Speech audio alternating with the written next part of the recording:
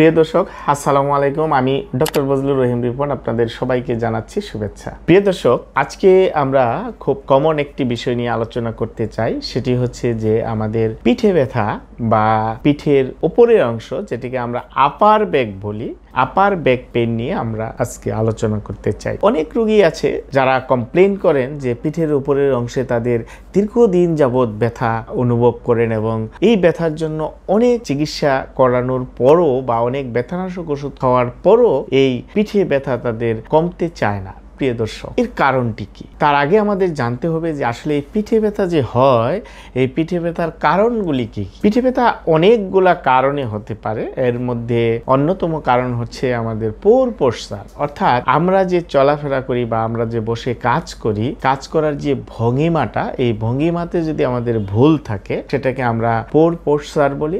অর্থাৎ অনেক মানুষ আছেন যারা দীর্ঘ সময় কুজু হয়ে বসে কাজ করেন বা দীর্ঘ সময় বসে কম্পিউটার ব্যবহার করেন বা মোবাইল ফোন ব্যবহার করেন বা অফিস ওয়ার্ক করেন, তাদের ক্ষেত্রে দেখা যায় যে পিঠের মাংসপেশি একই অবস্থায় কুজু হয়ে থাকার কারণে ওভার স্ট্রেস হয়ে ইনজুরি হতে পারে এবং সে কারণে কিন্তু ব্যথা হতে পারে। আবার অনেক সময় দেখা যায় যে আমাদের ওভার ইউজ ইনজুরির কারণেও কিন্তু ব্যথা হতে পারে।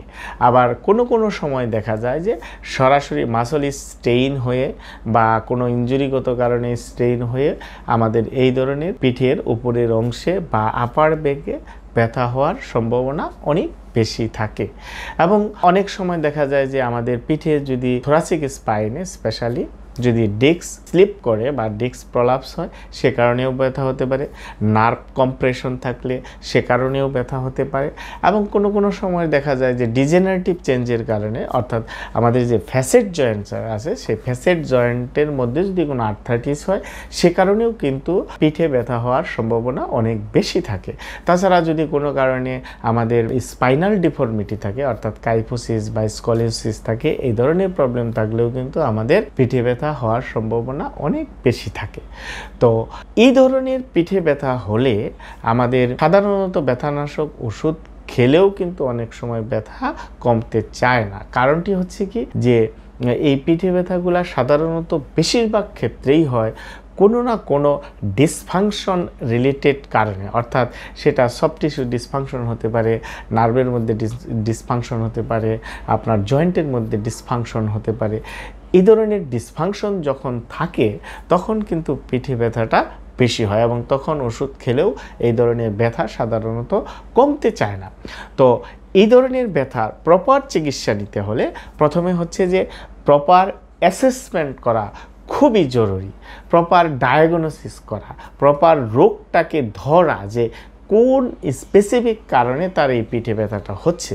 আমরা যদি সেই কারণটা আইডেন্টিফাই করতে পারি এবং কারণটি আইডেন্টিফাই করার পর সেই কারণটাকে যদি আমরা কারেকশন করতে পারি বা সংশোধন করতে পারি, তাহলে কিন্তু সহজেই পিঠে ব্যথা থেকে মুক্ত হওয়া সম্ভব। এই জন্য যেটা করা দরকার সেটা হচ্ছে যে প্রপার অ্যাসেসমেন্ট করা।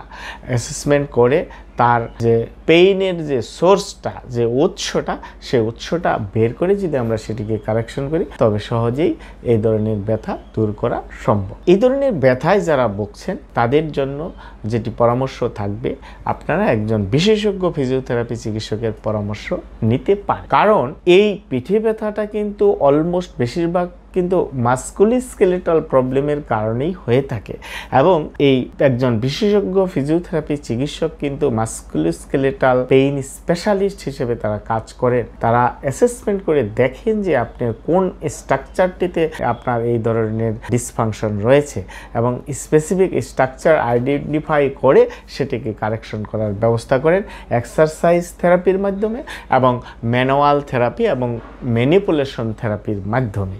এবং সেটি যদি সফট টিস্যু রিলেটেড হয় তাহলে সফট টিস্যু মোবিলাইজেশন করতে হবে, এবং যদি জয়েন্ট রিলেটেড হয় তাহলে সেটা আমাদের জয়েন্ট মোবিলাইজেশন করতে হবে অথবা ম্যানিপুলেশন করতে হবে।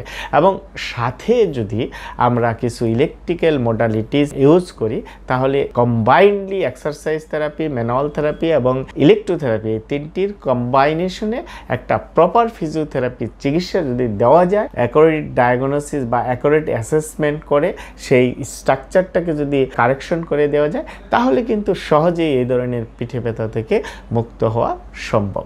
এবং তার সাথে আরেকটি কাজ করতে হবে, আমাদের লাইফস্টাইল পরিবর্তন করতে হবে। লাইফস্টাইল মানে হচ্ছে জীবনধারার পরিবর্তন করতে হবে, অর্থাৎ আমাদের পোস্টারাল যে প্রবলেমের কথা আমরা শুরুতে বলেছি, আমাদের বসার ভঙ্গিমা, ওঠার ভঙ্গিমা, হাঁটা চলার ভঙ্গিমা, এগুলিকে কারেকশন করতে হবে।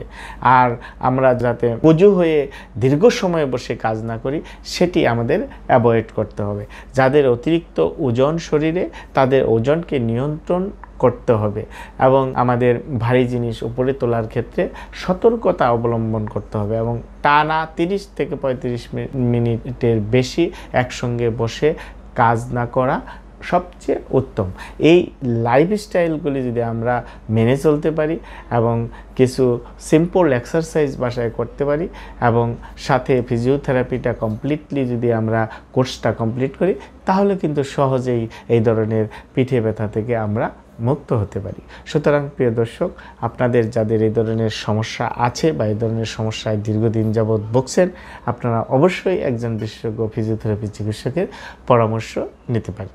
তো ভালো থাকবেন সবাই, কথা হবে পরবর্তীতে অন্য কোনো বিষয় নিয়ে। সে পর্যন্ত আমাদের সাথেই থাকবেন। ধন্যবাদ সবাইকে। আসসালামু আলাইকুম।